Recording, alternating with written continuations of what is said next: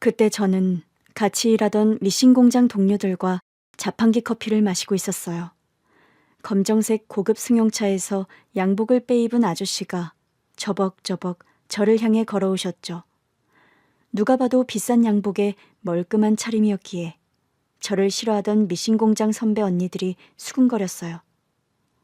쟤 좀 봐. 반반한 얼굴로 남자란 남자는 다 꼬시고 다니는 거 맞지? 그래, 그 젊은 남자 직원도 꼬셔서 같이 살잖아. 같이만 사냐? 애도 낳았잖아. 누가 봐도 나 들으라는 소리였지만 제 눈에는 저를 향해 걸어오던 그 아저씨만 보이더라고요. 가까워질수록 이상하리만큼 낯이 익었거든요. 내 아들 알지? 대뜸 반말을 하시는데 내 아들이라고 하신 순간 소름이 돋더라고요. 그러나 모른 척했어요. 제가 아저씨 아들을 어떻게 알아요? 아저씨? 아저씨 맞잖아요. 어디서 감히? 그 순간 뺨으로 손이 날아오는데 눈앞이 번쩍하고 빛났어요. 충격이 지나고 나니 정신까지 얼얼하더라고요. 저를 보며 수군거리던 언니들도 놀란 건지 입들을 꾹 다물더라고요. 아저씨! 아저씨? 어디 감히 너 같은 게 나를 아저씨라고 불러? 아버님이라고 불러도 모자랄 판에. 아니지, 아버님은 더 기분 나쁘지. 회장님이라고 불러라. 네? 나중에 알게 된 거지만 그분은 이름만 대면 다 아는 기업 회장님이셨어요. 그분은 데리고 온 경호원들 수십 명을 시켜 미신 공장 안을 샅샅이 확인하더니 결국 제 남자친구이자 아이 아빠의 뒷덜미를 잡아 차에 태우셨어요. 남자친구는 울먹이면서 차에 갇혔고 저는 그분께 애걸복걸했어요. 제발 데리고 가지 마세요. 내 아들 내가 데리고 간다는데 네가 무슨 상관이야? 우리 아이 아빠이기도 해요. 뭐? 우리 사이에 아이가 있다고요. 지금 생각해보면 그 말을 왜 했을까 싶어요. 갑작스러운 상황에 정신이 하나도 없었어요. 남자친구가 기업 회장님 아들이라는 것도 믿기지 않았고요. 그런 사람이 왜 미신 공장에서 노동을 하고 있었는지 이해가 되지 않더라고요. 당장 앞장서라! 차에 갇힌 남자친구를 보려고 차 창문에 매달려 있는데 남자친구 아버지가 갑자기 저더러 앞장서라고 하시는 겁니다. 어딜요? 아이 맡긴 곳이 있을 거 아니야? 혹시 아이가 보고 싶어서 그러시나 아이를 보면 우리 관계를 허락해 주실까 싶어서 모시고 갔어요. 그런데 제가 아이를 안고 나오자마자 그분은 아이를 빼앗으셨고 보란듯이 저만 두고 차에 오르셨어요. 회장님, 저는요? 지금 우리랑 같이 가겠다는 거냐? 가난한 미신 공장 직원 주제에. 네? 내 손자라고 하니 내가 좋은 환경에서 키워는 주마. 하지만 내 아들도 내 손자도 너랑은 못 산다. 회장님, 아니 아버님. 아버님? 니까짓게 감히 나한테 아버님? 결국 저는 눈앞에서 아이도 아이 아빠도 빼앗겼어요. 차 안에서 아이 아빠가 아이를 안은 채 엉엉 울며 저를 보고 있었는데도 차가 멀어질 때까지 따라 뛰는 것밖에는 할 수 있는 게 없었어요. 빠르게 사라지는 자동차 속도를 따라가지 못해 결국 넘어졌는데도 차는 끝내 멈추지 않았어요. 그날이 한 번씩 꿈에 나와요. 그때마다 잠에서 깨면 등줄기를 따라 식은땀이 흘러요. 그날로 돌아갈 수만 있다면 내 아이와 아이 아빠를 어떻게든 숨겼을 텐데 생각해요. 그러나 마음 한편 부잣집에 가서 좋은 대우 받으며 자랐을 내 아들을 생각하면 차라리 잘됐다 싶을 때도 있어요. 비록 내가 함께 가진 못했지만 아이 아빠와 같이 사는 거니까요. 그러나 그 사이에 내가 가난하다는 이유로 미신 공장에 다니는 여자라는 이유로 끼지 못한 건 두고두고 서러웠죠. 남자친구는 회장님께 붙잡혀간 뒤에서야 그 정체가 밝혀졌어요. 그걸 알고 또 선배 언니들이 저에게와 시비 걸더라고요. 야, 너 알고 있었지? 네 애인 원래도 회장 아들인데 노조 활동하러 들어왔다는 거. 당연히 알았겠지. 그러니 꼬셔서 애까지 낳지 않았겠어? 그러면 뭐해? 그 남자는 관두고 애만 여기 있잖아. 애는 혼자 키우니? 그러나 선배 언니들이 뭐라고 하든 귀에 들어오지 않았어요. 저에게 가장 소중했던 두 존재를 잃은 뒤로 영혼이 사라진 사람처럼 살았거든요. 그런데 그때였어요. 혼자 키우겠지. 회장님 아들이 이런 애랑 사귀겠어? 괜히 애만 낳았네. 하긴 그런 집 아들인데 혼외 자식 있는 게 뭐 문제겠어? 집안에서 맺어주는 여자랑 결혼하겠지. 낙동강 오리알이 따로 없네. 그러니까 지 주제를 알고 덤볐어야지. 순간 저는 마시려고 옆에 둔 물을 그 두 여자에게 퍼부었습니다. 물벼락을 맞더니 고래고래 소리를 지르더라고요. 야, 너 지금 뭐 하는 거야? 회장 아들 놓치고 나니 눈에 뵈는 게 없냐? 그래, 나 뵈는 거 없다. 그러니까 두 번 다시 건들지 마. 두 번 다시 그 싸구려 입에 내 남자랑 내 아들 얘기 올리면 그때는 이 미싱으로 못 다무는 그 못된 입부터 수선해줄 거야. 제가 엄포를 놓는다고 뭐 달라질 게 있었겠어요. 처음에는 그 뒤로도 한동안 깐죽거렸지만 제가 진짜 미싱을 들고 덤벼드니 그제야 입을 다물더라고요. 남자친구는 제 인생을 완전히 바꿔준 사람이었어요. 미싱 공장에서 아무런 미래도 그리지 못한 채 미싱 작업만 하던 저를 한순간 바꿔준 사람이었죠. 처음엔 일을 너무 못해서 눈길이 가던 사람이었어요. 저기요, 재능이 영 없어 보이는데 다른 일 하는 게 어때요? 딱 봐도 새님 같은데. 새님이요? 네, 딱 봐도 이런 일 안 해본 것 같은데 왜 여기서 고생을 해요? 그걸 어떻게 알았어요? 누가 봐도 알 것 같은데요. 그러자 그 남자가 저한테 와서는 주변을 살피며 조심스럽게 말했어요. 나 일 좀 가르쳐줘요. 내가 왜요? 내가 비밀 알려줄게요. 그쪽 비밀 안 궁금한데요? 나 서울대생이에요. 그러나 그 비밀이 너무 놀라워서 솔깃하고 말았죠. 뭐라고요? 지금 장난해요? 진짜예요. 그러면서 서울대 학생증까지 보여주는데 기함할 수밖에 없었어요. 그럼 왜 여기서 이러고 있어요? 사정이 있어서요. 사정이 있다는 말에 더 묻지 못했어요. 아무래도 형편이 어려운가 보다 싶었죠. 그때부터는 괜히 더 짠해서 일도 가르쳐주고 격려도 많이 해줬어요. 쥐구멍에도 볕들 날이 있다고 했어요. 그러니까 좌절하지 말고 열심히만 해요. 쥐구멍에 볕 드는 게 보일까요? 하여튼 공부만 한 티를 이렇게 내지. 내가 지금 위로하고 있잖아요. 아, 위로. 감사합니다. 어찌나 모르는 게 많던지 하나부터 열까지 가르쳐야 하는 남자였어요. 진짜 공부만 한 샌님 아니랄까봐 사회생활도 전혀 모르더라고요. 지금 생각해보면 저라고 뭐 아는 것도 없었는데 꼭 내 남자 같아서 가르치기를 자처했던 것 같아요.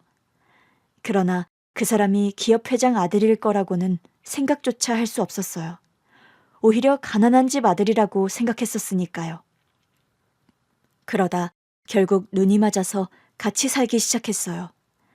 지금 돌아보니 같이 살면서 불쑥불쑥 사라질 때가 있었어요. 그때가 아마 본가로 불려갔던 때가 아닌가 싶어요. 자기 아버지한테 붙잡혀간 뒤로는 본 적이 없어서 어떤 이야기도 못 들었어요. 그때는 집을 나와 있어서 나랑 살 수 있었던 건지 아니면 집에는 거짓말을 하고 나와 살았던 건지도 알 수 없었죠. 저도 노력을 안 해본 건 아니었어요. 그 기업 회장님 댁을 수소문해서 집 앞까지 간 적도 있었는데 제 아들도 남자친구도 결코 볼 수 없었어요. 오히려 경찰에 신고를 당해 잡혀가서 조사를 받은 적도 있고요. 그렇다 보니 내 아이와 남자친구가 내가 닿을 수 없는 저 너머의 세상으로 가버렸다는 걸 인정할 수밖에 없었죠. 그때부터는 일만 했어요. 한동안은 돈 모으는 데만 집중하다가 결국 공장을 관뒀어요. 나의 과거가 고스란히 남은 그 공장에 더는 머물고 싶지 않아서 정말 치열하게 돈만 모았어요. 그런 뒤 식당을 열었죠. 할 줄 아는 게 별로 없었는데 손맛이 좀 좋은 편이었어요. 남자친구와 같이 살 때도 제가 직접 밥을 해 먹였는데 세상에서 제 음식이 가장 맛있다고 했거든요. 그러면서 늘 하던 말이 있었어요. 내가 이래봬도 검증된 입맛이야. 자기는 미신 공장이 아니라 요리를 해야 돼. 나중에서야 알게 됐죠. 그가 식품기업 회장의 아들이라는 걸. 그 말을 기억하며 작은 식당을 열었는데 그게 점점 잘 되기 시작했어요. 잘 돼도 가게 늘리지 말라는 말이 있지만 우리 식당은 집주인이 가게를 빼달라고 하는 바람에 결국 가게를 옮길 수밖에 없었어요. 그러면서 좀 더 큰 평수로 가게 됐는데 그때부터는 대박 수준으로 돈을 벌기 시작했죠. 처음에는 믿기지 않더니 나중에는 내가 부자가 될 수 있겠구나를 실감했어요. 나에게서 남자친구도 아들도 빼앗아간 기업 회장님만큼은 아닐 수 있어도 나도 떵떵거리며 살 수 있겠다 싶었어요. 훗날 행여나 아들이 내 존재를 알고 찾아오더라도 궁상맞게 사는 모습은 안 보여줄 수 있겠더라고요. 처음에는 빼앗긴 아들 생각만 하면서 벌고 또 벌었는데 한 부녀를 알게 됐죠. 맛있어? 응, 진짜 맛있어. 아빠가 해주는 것보다 훨씬. 그래, 앞으로는 우리 딸도 자주 데리고 올게. 응. 애아빠는 자주 왔는데 딸을 데리고 온 건 처음이었어요. 자주 오던 단골이라 얼굴은 알고 있었지만 딸만 데리고 와 밥을 먹는 모습이 좀 짠하더라고요. 그래서 말을 붙이기 시작했죠. 오늘도 따님이랑 오셨네요. 부녀가 오붓하고 부럽네요. 우리 딸이 사장님 음식을 잘 먹어서요. 제가 해주는 건 맛없어 하는데. 따님이랑 둘이 사세요? 네, 애엄마가 일찍 갔어요. 그러셨구나. 힘드셨겠네요. 네, 혼자 딸 키울 생각하니 눈앞이 캄캄하더라고요. 그래도 저는 부럽기만 한데요. 예? 아, 다른 뜻이 아니고요. 그래도 딸은 직접 키우고 계시잖아요. 저는 남편 될 사람도 잃고 자식도 뺏겼어요. 저도 모르게 그 사람에게는 속 얘기를 하게 되더라고요. 그때부터 좀 특별한 마음이 시작된 것 같아요. 내 아들 아빠가 아니면 누구도 만나지 않을 생각이었는데 사람 마음이 참 희한하더라고요. 시간이 아무리 지나도 그 사람에게서 소식도 없고 연락도 없다 보니 결국 가까이 있는 사람에게 마음이 갔어요.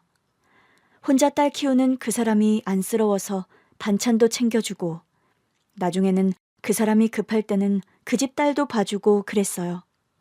식당에서 데리고 있는데 손님들이 제 딸이냐고 묻더라고요. 많이 닮았다면서. 그때부터 가족을 이루는 꿈을 다시 꾸게 됐어요. 내 아들과 그 사람이 아니면 절대 꿀 수 없을 것 같은 꿈이 돌아왔던 거죠. 결국 그 사람과 결혼을 결심하자 친정 식구들이 말렸어요. 애가 있다며 남의 애 키우는 게 쉬운 일인 줄 알아? 내 딸 같아. 나도 잃어버린 자식이 있잖아. 그 애라고 생각하고 키우면 되지. 다시 생각해. 네가 뭐가 부족해서 애 딸린 호래비를 만나. 너 이제 돈 잘 버는 식당 사장이잖아. 그런다고 내가 애 낳은 게 사라져? 애 아빠랑 동거했던 건. 너 설마 그 얘기 했어? 당연히 했지. 사랑하는 사이에 비밀이 있으면 안 되잖아. 그런데 그 얘기를 듣던 엄마가 갑자기 아무 말씀 없이 눈물을 훔치시더라고요. 엄마, 왜 그래? 그 사람 정말 좋은 사람이야. 그게 아니라, 응? 네가 사랑이라고 하길래 너 아들 뺏기고 애 아빠까지 사라진 뒤로 사랑이라는 말은 입에 담은 적도 없잖아. 근데 사랑한다길래. 그날 우리 모녀는 마주보며 한참을 울었어요. 그렇게 결국 친정의 축복을 받으며 남편과 결혼하게 됐죠. 저는 남편의 딸을 정말 친딸처럼 키웠어요. 내가 키우지 못한 아들을 생각하면서 부디 우리 아들도 그렇게 자라기를 바라면서요. 내가 남의 자식인 딸을 잘 키우면 우리 아들도 잘 클 거라고 믿고 싶었어요. 처음에는 그렇게 시작한 건데 예쁘다 예쁘다 하니 정말 예뻐지더라고요. 딸이랑 같이 목욕탕도 가고 점점 친구 같은 모녀가 됐죠. 그렇게 우리 딸도 잘 크고 식당 사장으로 승승장구하고 있던 어느 날이었어요. 이제 내 아들을 찾을 때가 됐다 싶더라고요. 30년 전 시댁에서 빼앗긴 내 아들을 찾기 위해 탐정사무소에 의뢰했어요. 그런데 생각지도 못한 결과를 받게 된 겁니다. 탐정 말이 제 아들이 서울역에서 노숙자로 살고 있다는 겁니다. 너무 놀라서 서울역 노숙자가 된 아들을 찾아 달려갔어요. 희철 씨, 아침밥은 먹었어요? 그런데 노숙자가 된 내 아들에게 말을 거는 한 여자가 있는 겁니다. 귀에 익은 목소리에 급히 다가갔을 때 저는 깜짝 놀라고 말았습니다. 네가 왜 여기 있어? 엄마? 그 여자는 바로 제 딸이었어요. 제 딸이 노숙자가 된 제 아들에게 말을 걸고 있었던 거죠. 그야말로 역대급 반전이었어요. 네가 왜 여기 있냐니까? 난 봉사활동 중이었는데? 뭐? 행여나 내 아들이 노숙자라는 걸 알고 있었나 싶어서 놀랐는데 그런 눈치는 아니더라고요. 순간 노숙자가 된 아들이 저를 빤히 보는 게 느껴졌어요. 너무 꾀죄죄해서 그런지 사진으로는 봤지만 영 실감이 안 나더라고요. 이름을 그대로 쓰고 있네. 누구세요? 아들이 이상하다는 듯 저를 보더라고요. 네 이름 희철이. 그거 내가 지어준 거야. 네 할아버지가 데리고 가셔서 이름을 바꿨을 줄 알았는데. 우리 할아버지를 알아요? 네 아빠도 알지. 우리 아빠를 안다고요? 알지. 어떻게 우리 아빠랑 할아버지를 알아요? 아빠랑 같이 살았니? 그게 왜 궁금한데요? 늘 궁금했어. 지난 30년 동안 내내.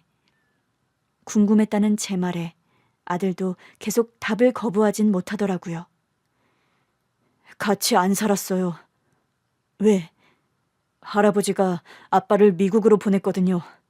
초등학교 갈 즈음에 알게 됐어요. 그럼 어릴 때부터 할아버지, 할머니랑 살았어? 아니요, 친척집에서 자랐어요. 뭐? 할아버지 막내 동생 자식처럼 그 집에서 자랐어요. 너랑 아빠랑 같이 산 것도 아니고 두 사람을 다 떨어뜨려 놨다고? 그런데 아줌마가 왜 화를 내죠? 나는 화낼 자격이 있는 사람이니까. 아들의 눈빛은 분명 눈치를 챈 것 같았어요. 그런데 계속 모른 척을 하더라고요. 그때였어요. 엄마, 왜 그래? 이분 알아? 딸이 보고 있다는 걸 알면서도 저는 제 아들 앞에 무릎을 꿇을 수밖에 없었습니다. 너를 찾고 싶어서 30년을 버텼어. 그러니까 왜요? 네가 내 아들이니까. 아들 눈에서 눈물이 주르륵 흐르더라고요. 엄마가 미안해. 널 더 일찍 찾았어야 했어. 네가 잘 지내는 줄만 알았어.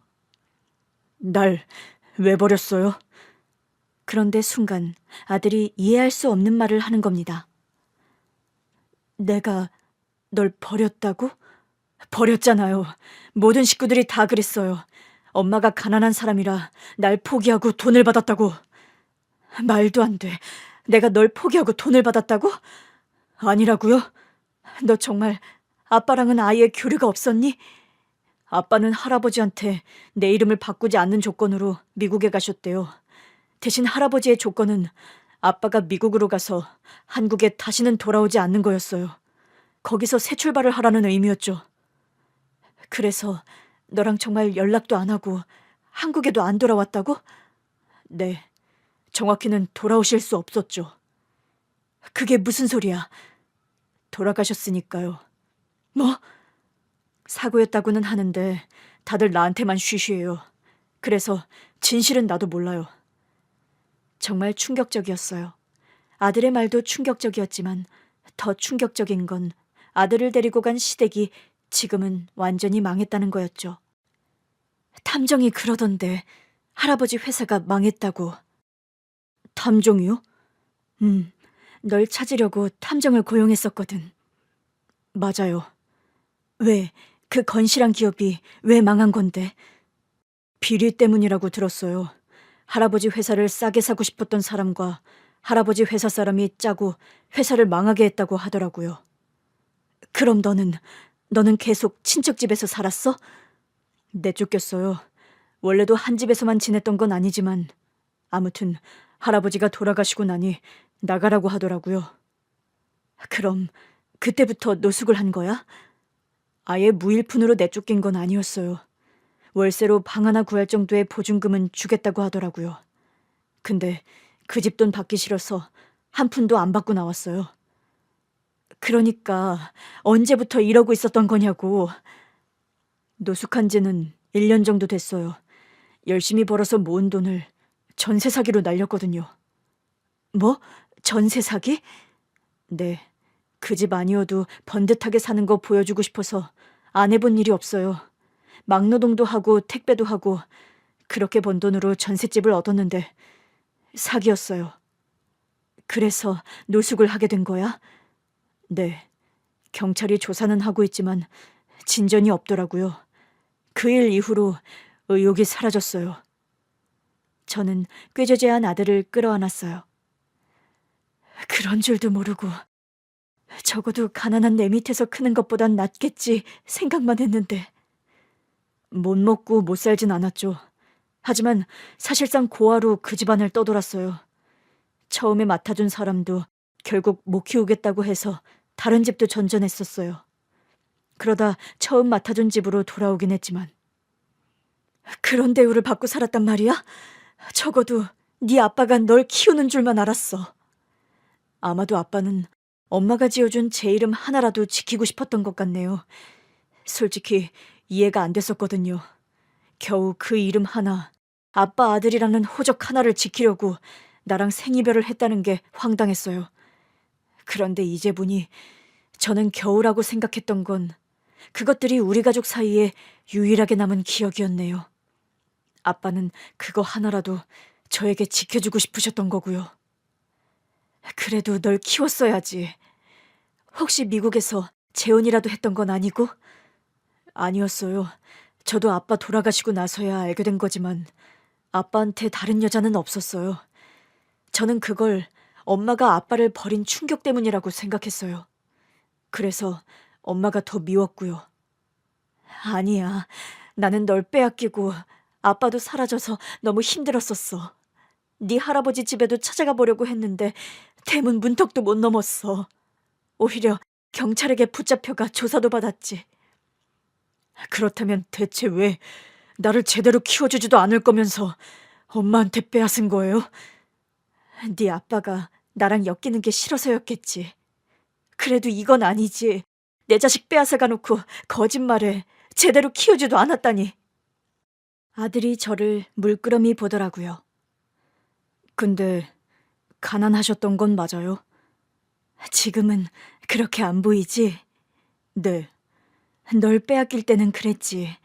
우리 친정도, 그러니까 네 외할머니, 외할아버지가 뭐 재산이 있었던 분도 아니고 그때는 미신 공장 다녔었어. 그러다 너 빼앗긴 뒤로 이악 물고 돈을 벌기 시작했지. 그래도 그 사이에는 네가 그 부잣집에서 부족한 거 없이 잘 자랄 거라고 믿었어. 그래도 네 아빠가 그 집안 사람이니까 널 책임질 줄 알았어. 한국에 돌아오지 않는 걸로 책임지신 거라고 생각해요. 그게 어떻게 책임이야? 결국 아빠는 그렇게 우리 세 식구의 마지막 남은 흔적은 지키신 거 아닐까요? 비록 노숙자가 됐다고는 하나 생각이 저보다 훨씬 성숙하더라고요. 그때였어요. 딸이 놀란 얼굴로 저를 보더라고요. 엄마, 이게 다 무슨 소리야? 사실 제 딸은 제 아들의 존재를 전혀 모르고 있었어요. 남편도 굳이 미리 딸에게 알리지는 말자고 하더라고요. 저도 동의했어요.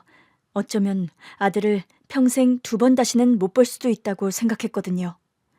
그런데 말도 안 되는 상황에서 딸이 모든 사실을 알게 된 거예요.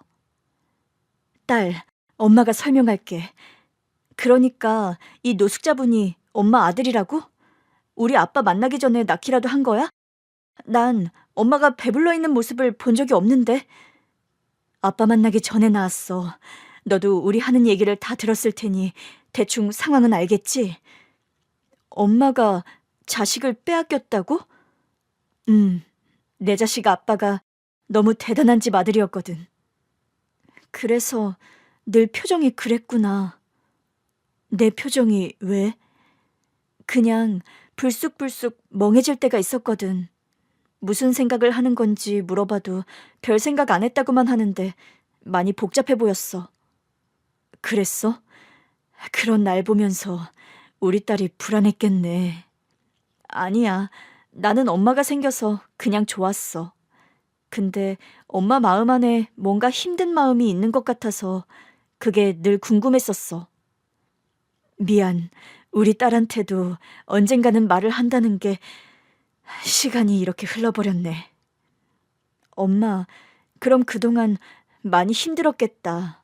엄마는 낳지도 않은 나도 애지중지 키워준 사람이잖아. 낳지 않아도 내 딸이니까. 당연히 애지중지 키워야지. 그러니까 그렇게 모성애가 넘치는 사람인데 얼마나 힘들었을까 싶어서. 노숙자가 된 아들도 그제야 조금 더 믿기는 건지 저를 보며 물었어요. 정말 나를 찾으려고 탐정을 고용했어요? 그게 아니면 어떻게 왔겠어. 그럼 여기 봉사하시는 분은 너랑 아빠 잃고 방황하다가 만난 사람. 처음에는 일만 하고 2번 다시 내 인생에 사랑도 자식도 없다 그러면서 살았는데 좋은 사람을 만났어.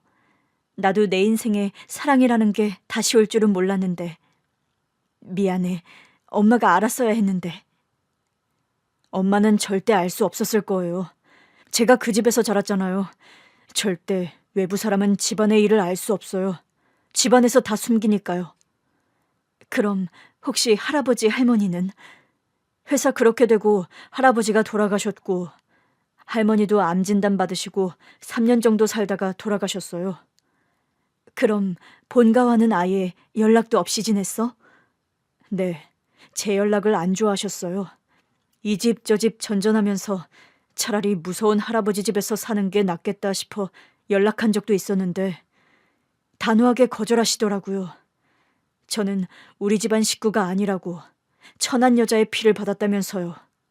그런 제가 어떻게 본가에서 살 수 있겠냐고 되물으시더라고요. 그 말을 고지고대로 들었어? 그때는 그랬어요. 할아버지 말씀이 곧 법인 집안이었거든요. 할아버지 말씀을 안 듣고 그 집에서 살아남을 방법 같은 건 없었어요. 지금은 어떤데?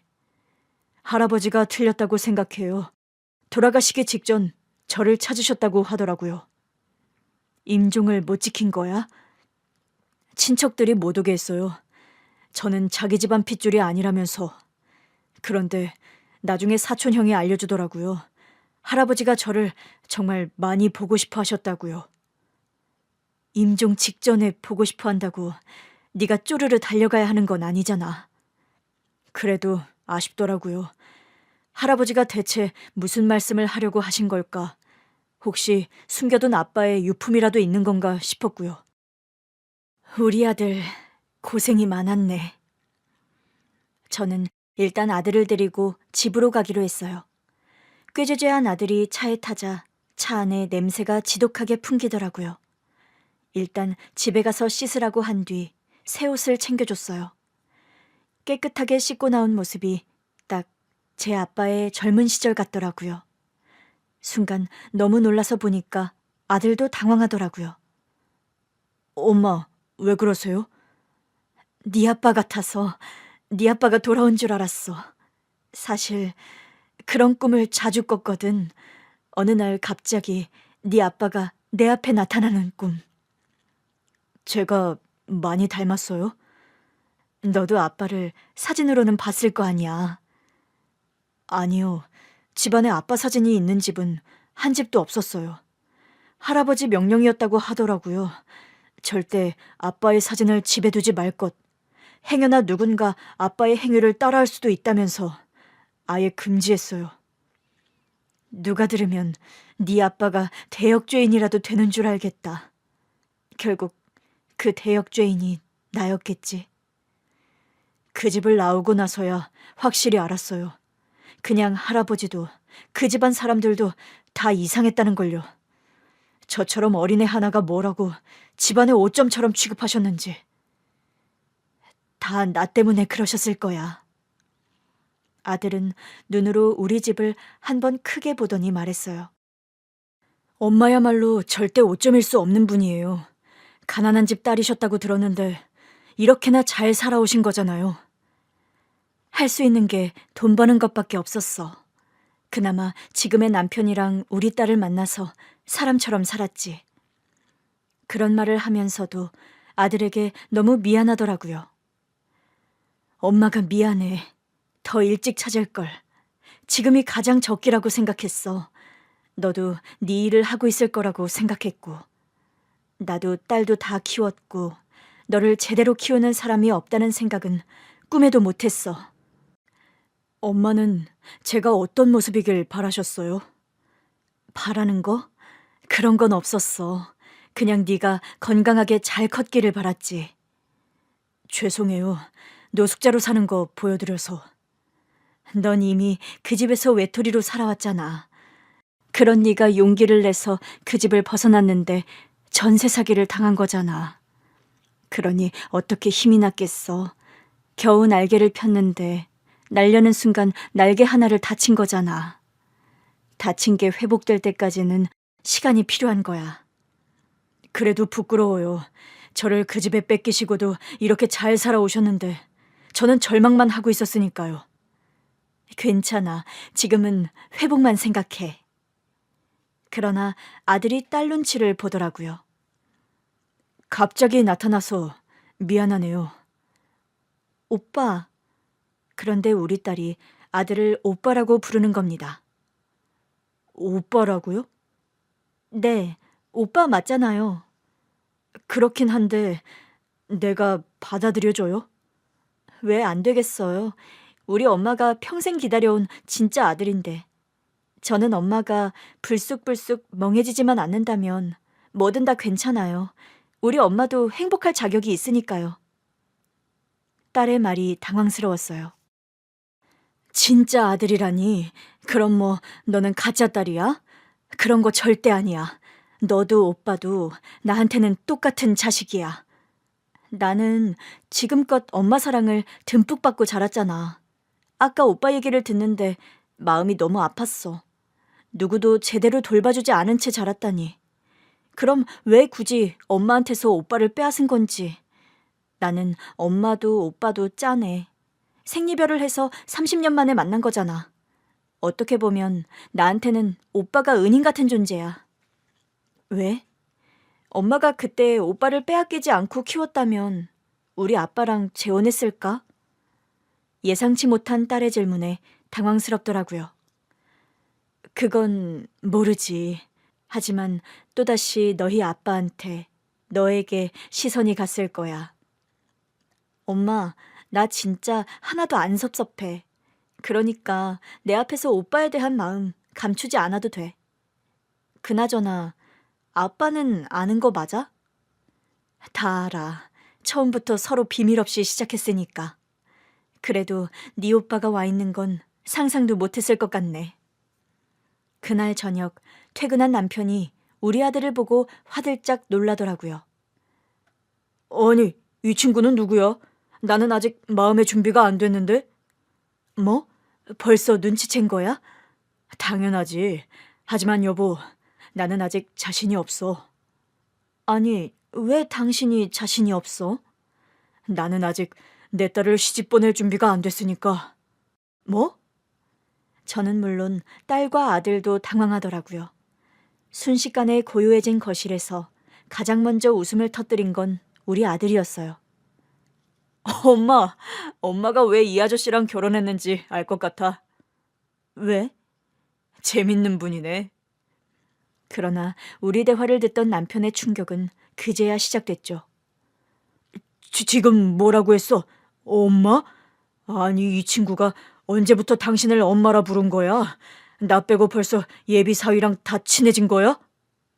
저는 일단 남편을 진정시키기로 했어요. 여보, 우리 결혼하기 전에 내가 아들 빼앗긴 얘기 했던 거 기억나? 기억나지. 부잣집 아들이랑 만나다가 잠깐, 설마. 남편은 그제야 우리 아들의 존재를 눈치채더라고요. 아들이 일어나서 남편에게 허리를 숙여 인사했어요. 처음 뵙겠습니다, 아저씨. 아저씨가 순수하고 재밌는 분 같아서 안도했어요. 아들은 반갑게 인사했는데 남편이 멍하니 아들에게 다가가더라고요. 너구나. 그러면서 제 아들의 뺨을 가만히 감싸는 게 아니겠어요.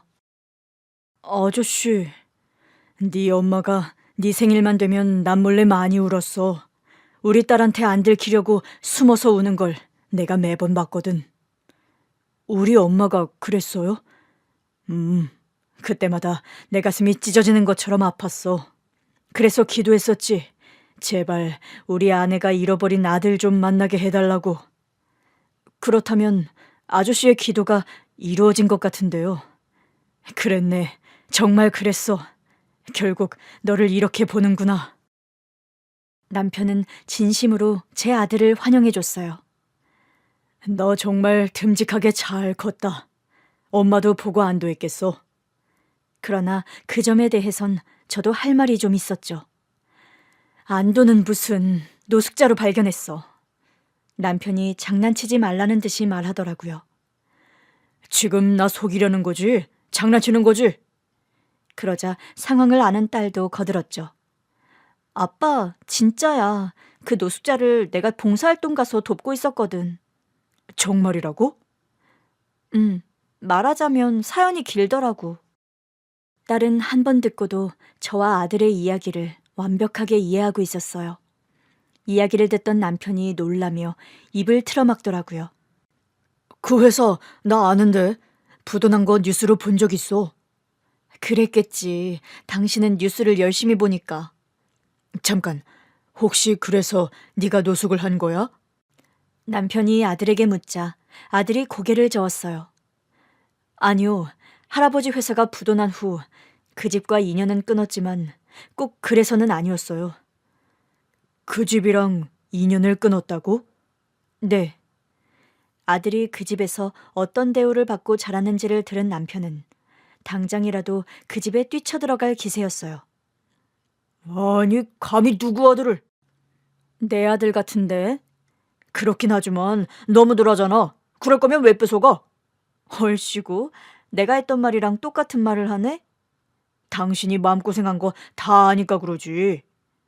만약 내가 애를 안 뺏겼다면 그 가난한 환경에서 잘 키울 수 있었을까? 적어도 그 집 사람들보다는 잘 키웠을 것 같은데. 자꾸 후회가 되네. 일단 아들은 손님 방에서 묵게 한 뒤 남편과 대화를 나누는데 남편이 저보다 더 울더라고요. 여보, 고생 많았어. 이제 아들도 되찾았겠다. 행복할 일만 남은 거야.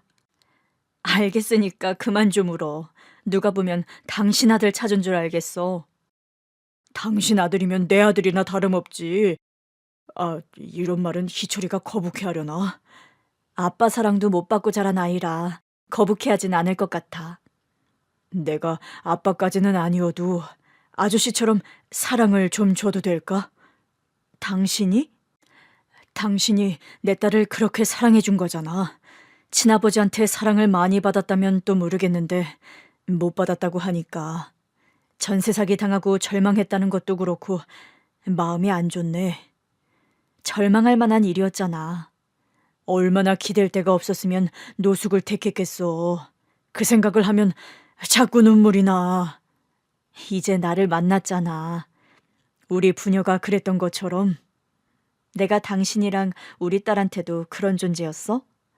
당연하지. 당신은 우리 부녀한테 빛이었지. 그 정도였다고? 애가 엄마 밥 못 먹는 게 좀 짠하긴 했어도 당신이 뭘 부족하게 주는 사람은 아니었잖아. 주고 또 줘도 부족한 게 부모의 사랑이더라고. 그 절반을 당신이 채워줬잖아. 절반은 무슨 5분의 1이라도 채웠으면 다행이지. 나도 애를 낳아나 봤지 키워본 건 우리 딸이 처음이었잖아. 많이 서툴렀을 거야. 당신은 우리한테 존재만으로도 충분한 존재야. 그렇다면 우리 아들한테도 그렇겠네. 응? 우리 아들에게도 당신이라는 존재가 큰 힘이 될 것 같다고. 아까 당신이 우리 아들한테 그랬잖아. 이제부터 우리 집에서 살자고. 당연한 거잖아. 당신 아들인데 그럼 어디서 살아? 나는 집을 얻어줄까도 했지. 혼자 살기 편한 곳으로. 애가 이제야 엄마를 만났는데 그럴 순 없지. 그 녀석이 받아야 할 사랑을 나랑 우리 딸이 받았던 거잖아. 그러니 우리도 책임이 있어. 우리 딸도 비슷한 소리를 하던데 애가 전혀 놀라지도 않고 우리 아들을 받아들이더라고. 미안하네. 우리가 진즉에 말을 해줬어야 했는데. 그러니까 사실 나는 우리 아들을 찾을 수 있을 거라는 기대 자체를 해본 적이 없었어. 굳이 못 찾을 거면 알아봤자 속만 시끄러울 줄 알았지. 그래도 우리 딸도 잘 받아들였다고 하고 당신도 아들을 찾았으니 아주 잘 됐어. 그나저나 우리 남편도 우리 딸도 왜 이렇게 착해? 당신이 그렇게 키웠잖아. 난 당신은 안 키웠는데? 아니야, 당신이 키웠어. 남편은 아들을 데리고 살아야 한다고 했어요. 한편 우리 아들은 딸 때문에라도 나가 살겠다고 했죠. 엄마, 아무리 아저씨 뜻이 그렇다고 해도 이제와 제가 엄마와 아저씨가 일군 가족 사이에 낄 순 없는 거잖아요. 다 큰 여자애가 갑자기 의붓오빠랑 사는 것도 힘든 일이고요. 네 마음이 뭔지 알아. 엄마도 아저씨랑 다시 얘기해 볼게. 남편에게 말하니 결국 남편이 남자끼리 단판을 짓겠다며 거실에 소주 한 병을 놓고 마주 앉더라고요. 아저씨랑 한잔 할까? 네. 남편이 아들에게 한 잔을 채워주며 말했어요. 나가서 따로 살고 싶다고? 그게 모두에게 가장 좋은 선택 같아서요. 우리랑 사는 게 너한테 많이 불편할까? 아니요. 솔직히 저는 엄마랑 같이 있고 싶죠. 근데 이제 엄마에게 우선순위는 저일 순 없잖아요. 만약 나랑 내 딸이 없었다면? 네? 만약 엄마가 혼자 살고 있었다면? 만약 그랬다면 굳이 따로 나가 살 이유는 없었겠지만 그건 어차피 불가능한 전제잖아요. 네 엄마도 엄마지만 우리 딸도 네가 이러는 거 신경 쓰고 있어. 왜요? 아무래도 자기 때문에 나가서 살려는 것 같다고. 그럼 차라리 자기가 나가 살겠다고 하더라고. 네? 엄마랑 아빠는 서로 사랑해서 결혼한 거지만 자기만 우리 둘 사이에 연관이 없다고 생각해. 그렇게 따지면 저도 두 분 사이에 연관이 있는 자식은 아니죠. 아니지.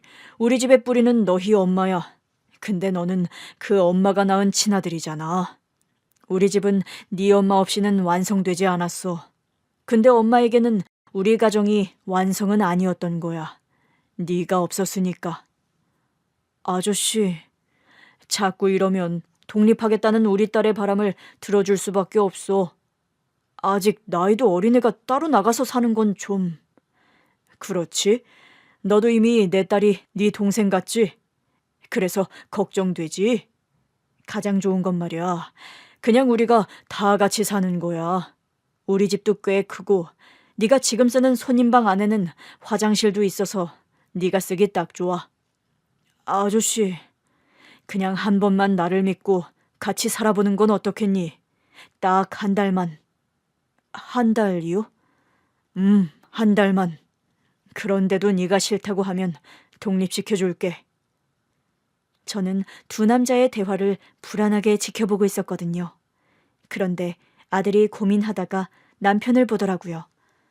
그럼 조건이 하나 있어요. 뭔데? 뭐든 말해봐. 제 의견만 참고하지 마시고 따님 의견도 가감없이 참고해 주세요. 한 달 살아보고 불편하다고 하면 독립할게요. 이제 겨우 이틀 같이 있었는데 벌써 독립이라니. 괜히 제가 더 서운하더라고요.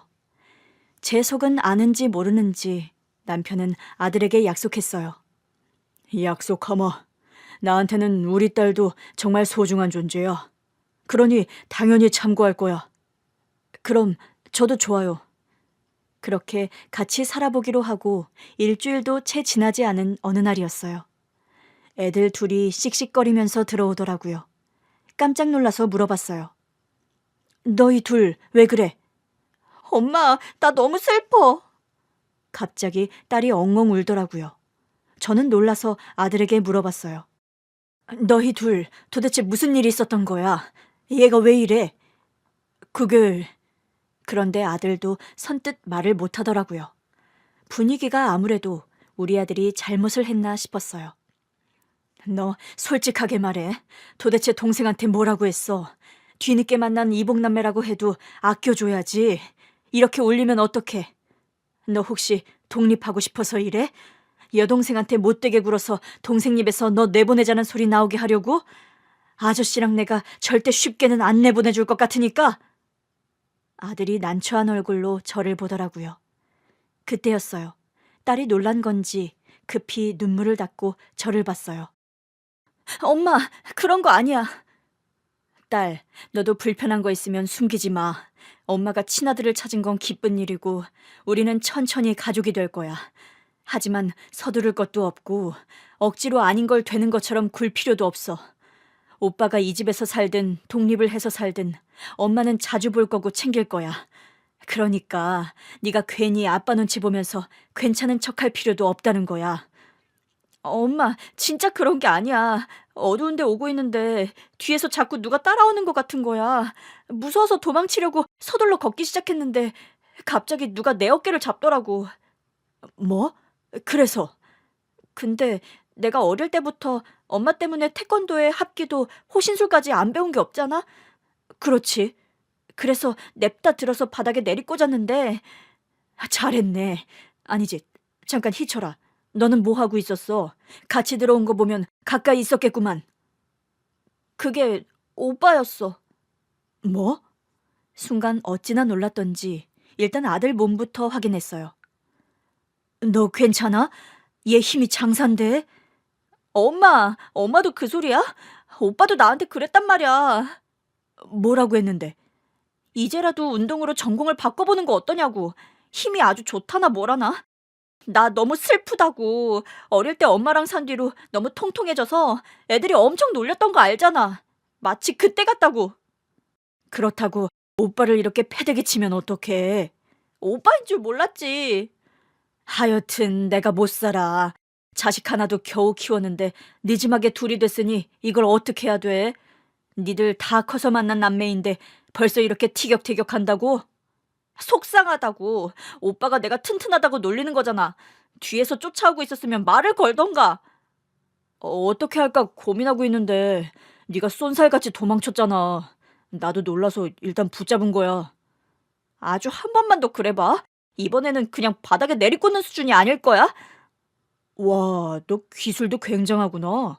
진짜 이참에 튼튼한 몸에 딱 맞는 전공으로 바꾸라니까?